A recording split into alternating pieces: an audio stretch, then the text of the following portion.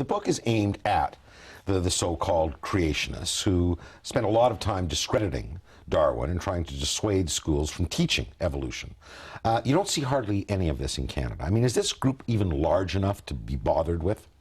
It is undoubtedly large enough to be worth bothering with in the United States, and that's a pretty important market. It's not negligible in Canada, I suspect. It's not negligible in Britain. Largely, I think, through ignorance. I think it's 28 or 27% of the British population think that humans coexisted with dinosaurs. That's and the percentage that you're saying, too, is not just people who say they believe there's a God that creates larger meaning, but you have, I think, 44% of Americans saying that man was created in his current image within the last 10,000 years. Which is an astonishingly erroneous idea. It's not just slightly wrong. No, and you call these people wrong. History deniers, and almost as if there's an analogy there to Holocaust deniers. Well, I make that comparison explicitly, and I gathered since that it's rather a sore point. I don't quite understand that. I mean, both of them are history deniers. Both of them deny the manifest facts of history. The evidence for the Holocaust is overwhelming.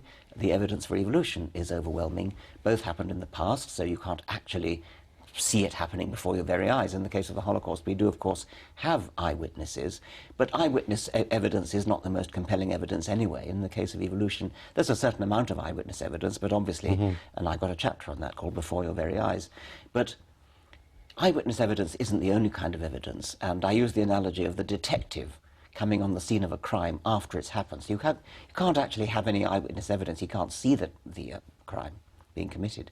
But the evidence that's been left lying around in the form of fingerprints and footprints and DNA samples and things like that is there.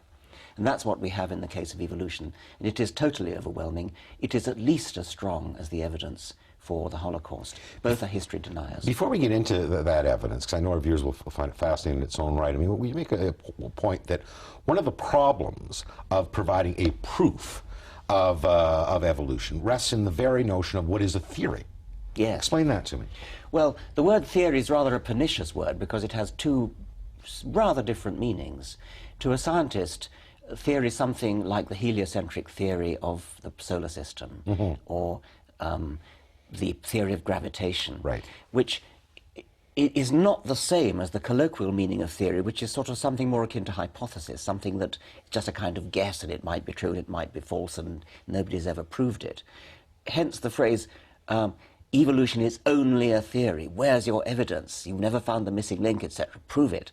It's not that kind of meaning of the word theory. I don't know if this is deliberately deceptive misuse of the word theory. Probably not. It probably just stems from ignorance. So for you, I mean, the theory of evolution is basically an explanation supported by evidence. Yes. In all your work, what is the single most overwhelming piece of evidence for you documenting evolution? It's very hard to choose one because it's all so strong. Like the detective.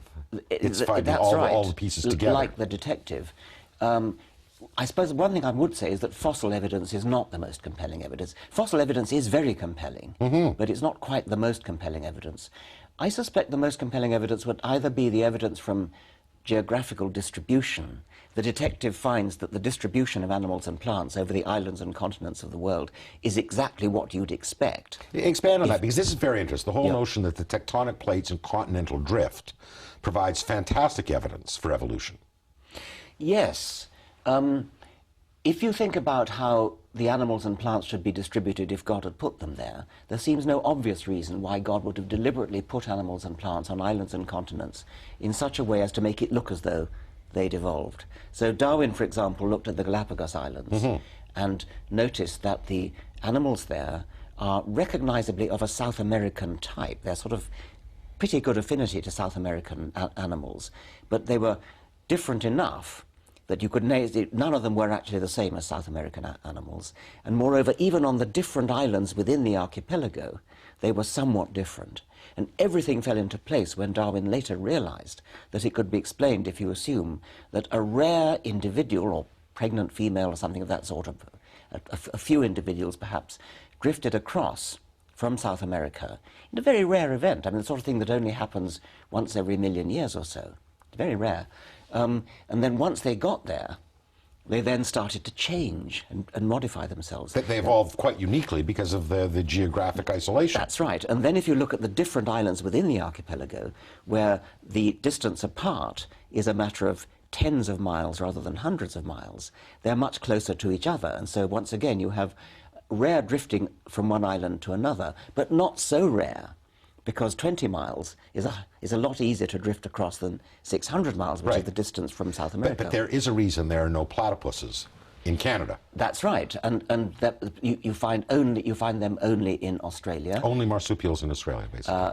Pretty much so, Yeah. yes. Now, there were marsupials in South America, mostly extinct, but one or two remain, like yapox and possums, and some of them even got into North America.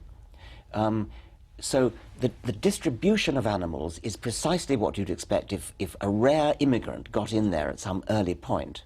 You stated that fossil evidence isn't necessarily the most compelling, but certainly probably the most familiar to our viewers. Explain how fossil evidence works, and why, again, the ordering of where fossils are found in different layers of the Earth's crust tell us something about evolution. We are very, very lucky to have any fossils at all. It's a remarkably fortunate phenomenon, fossilization. But most animals that die never fossilize. Most species that die never fossilize either. So we have to look at it as a sort of rare, privileged trace of the evidence from the past. Now, there are, of course, gaps, because, as I say, most species, most animals don't fossilize. So there are huge gaps in some places, small gaps in others. You cannot expect the fossils to provide you with a kind of cinematic replay. Frame by frame of the entire story. Most of the frames are missing. It's Right. like a film in which only 1 in 1,000 of the frames of the film are still there. However, what you can say is that not a single fossil has ever been found in the wrong place. Now, this is a very important point you make, Yes. because not only does the fossil evidence kind of taken together point to evolution as a fact, but you say because of that is that evolution is calculatably falsifiable. Yes. That you could prove Yes. evolution did not take place if you found something in the wrong... It would be so easy to disprove it if only you found something. You found a rabbit in the Precambrian, for Well, that example. was J.B.S. Haldane's famous example. And no such thing has ever been found. There are one or two fraudulent, obviously, cases, or not fraudulent, but mistaken ones. For example, in the Paluxy River in Texas, there are dinosaur footprints, and they're genuine dinosaur footprints with 3 toes. And there are also what look very, very vaguely like just sort of one long footprint that they've interpreted as human footprints. I mean, they'd have to be a footprint of a giant, because they're Right. huge. But that's okay, because in Genesis it says there were giants in those days. So for a long time... You're quoting Genesis now on me? Genesis says there were giants in those days. Just give me a hard time. So that's why they like it. But in fact, these are just dinosaur footprints without the 3-toed, without the 3 toes. And even the creationists have stopped saying these are human footprints. Well, I want to talk about the creation, go back to them a little bit, because the existence of fossils are undeniable, and that they have found fossils that clearly show that, you know, that different species have taken different shapes in different periods of history. You talk in the book about an explanation of the layering of fossils related to Noah's Ark that might be interesting for some. It's an observation that before a certain date, if you look at vertebrate fossils, you find nothing but fish, and then a little bit later you find nothing but a slightly more advanced kind of fish, and then a bit later you find amphibians, a bit later you find reptiles, a bit later you find mammals, and so on. And so there seems to be a kind of progressive layering as you go up the fossil strata. And on the evolution idea, of course, it's obvious why that is. There is a creationist theory that says, oh, well, in Noah's Ark, the cleverest and brightest and nimblest of animals headed for the hills when the waters were rising, and so they came to the top. And so mammals climbed higher up the hills when the waters were rising, and amphibians were lower, and reptiles... And that's why the order that we find in the fossilized records. This is sometimes described as an ingenious idea. I think that's a bit of an exaggeration, really. I mean, one thing you could say about it is that on that theory, you would expect to find lots of exceptions. You might just about find a statistical tendency for the brightest and cleverest animals to be higher up the slopes of the hills. But you wouldn't expect to find that there's not a single exception. You wouldn't expect to find that not one single solitary mammal drowned before it could get to that appropriate level on the hill. There wasn't a stupid human or a stupid mammal in the group. Now, for as long as I've lived, I mean, the contrary argument put forward to evolution is, where is the missing link? Where's the Frankie? Where are all these things that should be in transition between something that used to be and something that we know today? You make the point is that in fact there's tons of missing links out there. We've got a whole bunch of them. Yeah, tons of missing links and tons of missing links that have now been found. In particular, I mean, the phrase missing link is very often used specifically for human ancestors. And at the time when Darwin wrote, there were no human fossils. Now there are lots. In Africa especially, because that's where the story of human ancestry was played out. There are now lots of fossils. Some of them are very beautiful. You can see them in museums in Africa and elsewhere in the world, often replicas elsewhere in the world.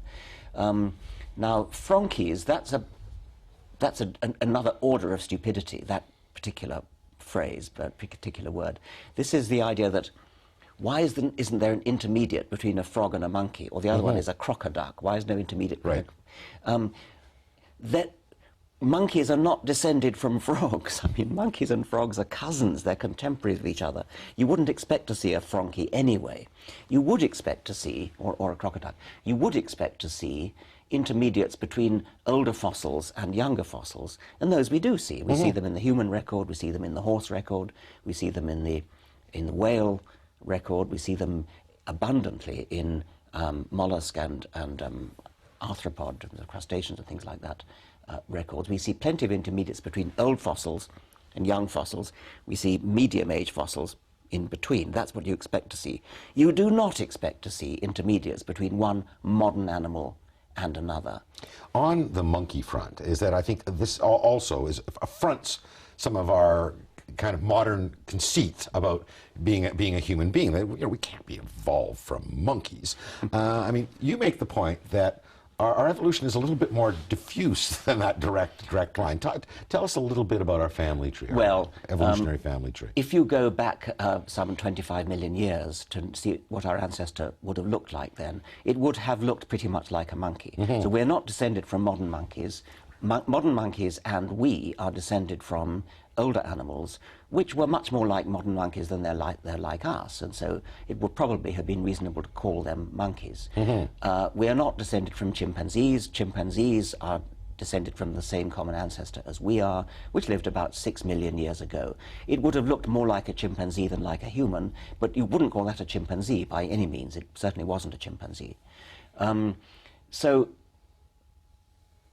I think it's a matter of how you use language. There are some times when you say, well, the ancestor of fish and ourselves would surely have been called a fish. It would have looked like a fish and tasted like a fish. So it's reasonable to say we are descended from fish. But once again, we are not descended from modern fish. Modern fish and we are descended from ancient fish who are no more. Another thing I think that people have some problem with is that the time span is almost inconceivable when you talk about being evolved from a fish. But you mentioned you have a chapter here, kind of before our very eyes, that there's evidence of evolutionary change happening in species in a very short period of time all around the world. Talk to me about some of those examples. Okay, I mean, the biggest barrier to understanding probably is the sheer enormous length of time. So it's valuable that we do have some examples before our very eyes.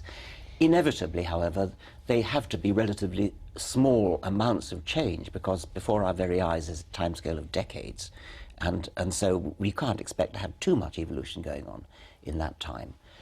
Nevertheless, what we have is impressive. I quote an example of lizards on Mediterranean islands, where experimenters about 35 years ago transported lizards from one Mediterranean island to another. This is around Croatia, eh? Yeah, that's right. And just left them there. And then another group of researchers went back to the island 30-odd years later and found that the lizards had changed in an interesting way. They'd moved towards a more vegetarian diet. So on the original island they were insectivores, and they moved on the new island to become more vegetarian, which influenced them in all sorts of ways. Their jaws became wider and stronger, the gut changed, They developed valves in the gut which are suitable for a vegetarian diet. That they didn't have previously when they were insect eaters.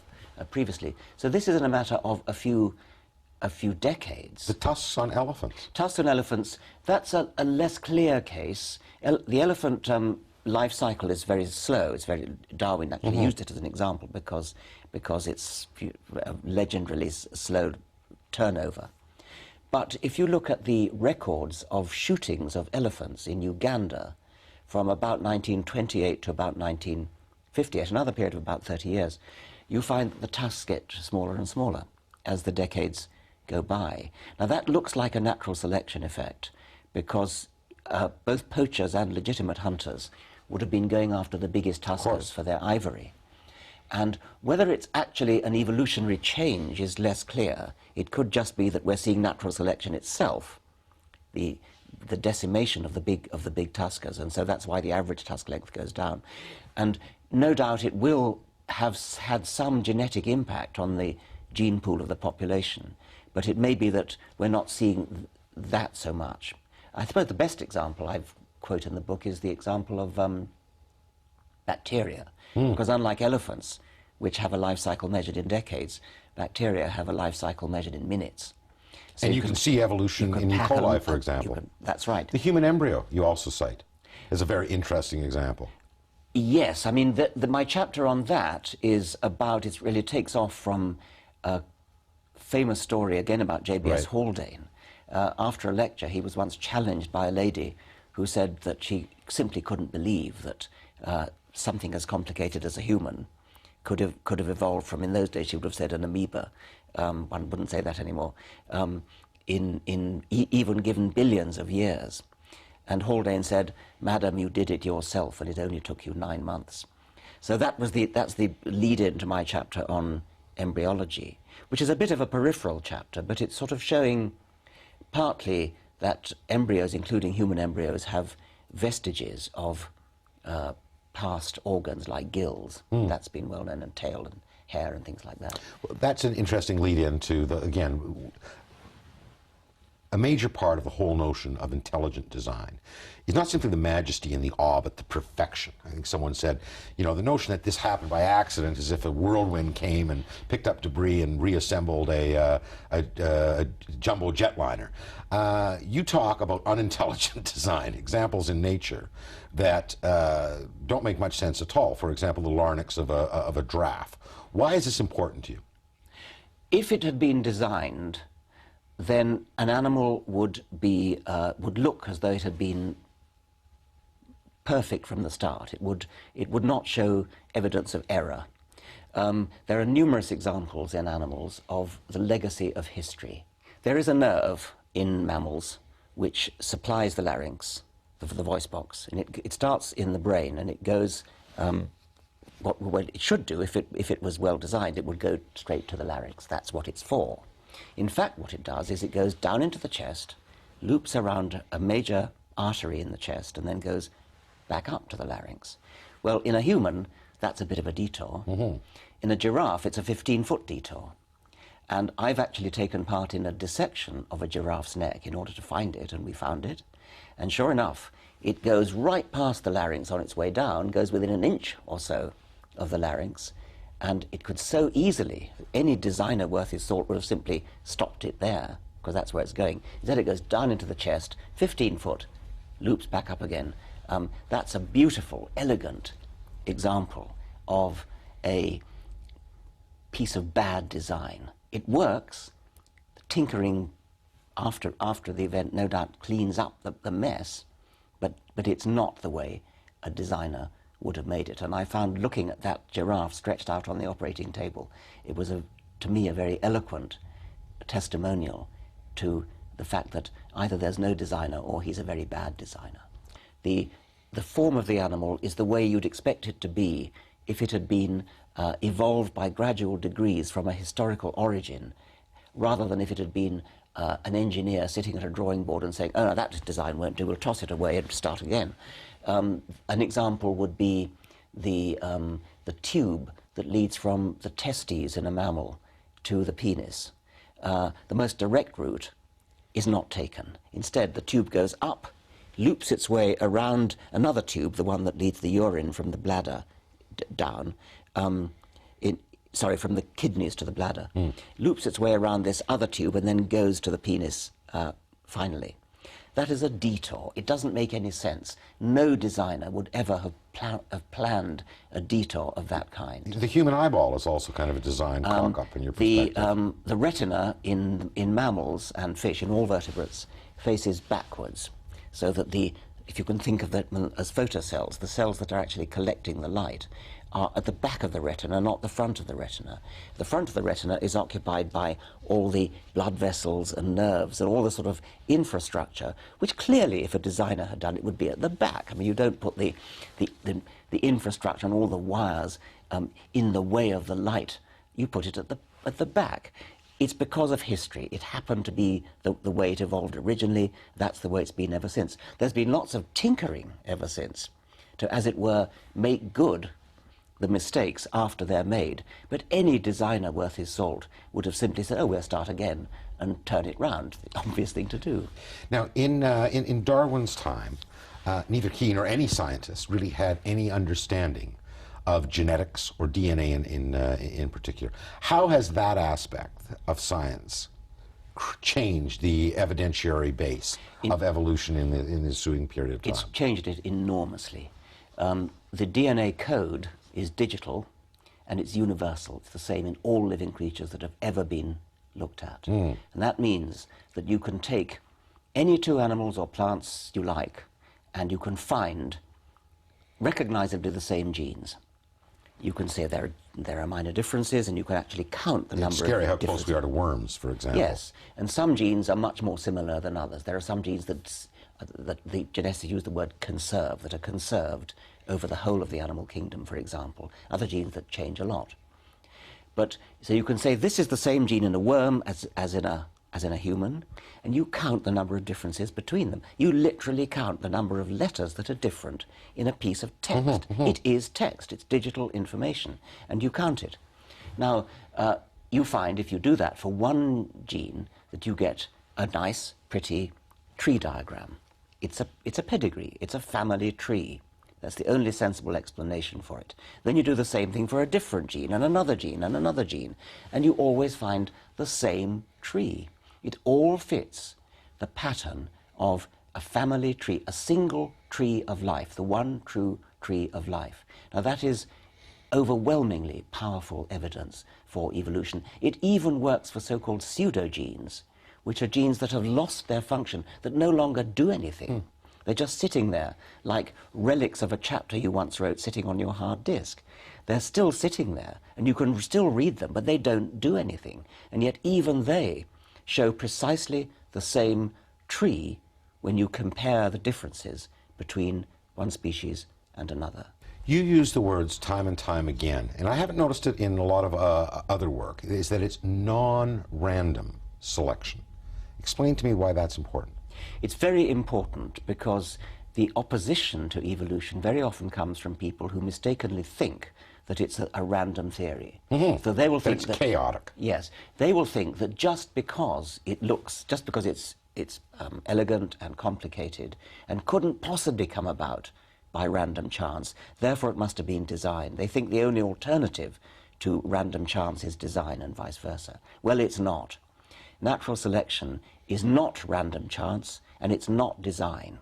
It is non-random selection, non-random survival, the non-random survival of those organs, those genes which work. It's which are most adaptive to the environment that they're in at the time. And it's extremely non-random. It's the epitome of non-randomness. If you seriously thought that the only alternative to design was random chance, well, of course you wouldn't believe in random chance. It would be completely dopey to believe that living things were the result of random chance. And that's kind of where we started. For you, there is majesty in that non-random basis of natural selection. Expand on that just a little bit. There's more. majesty because of what it achieves. It is the greatest show on earth. It's superb what has been achieved. There are mistakes, and they're interesting mistakes, but nevertheless, the grace of a swallow's wing, the elegance of an eye or an ear, a running limb. Think of a cheetah or an antelope that it's pursuing, these beautiful running machines. These are beautiful, elegant machines that have a powerful illusion of having been crafted, of having been designed. And yet it isn't. Yet it's come about by this unconscious, non-random, but nevertheless non-directed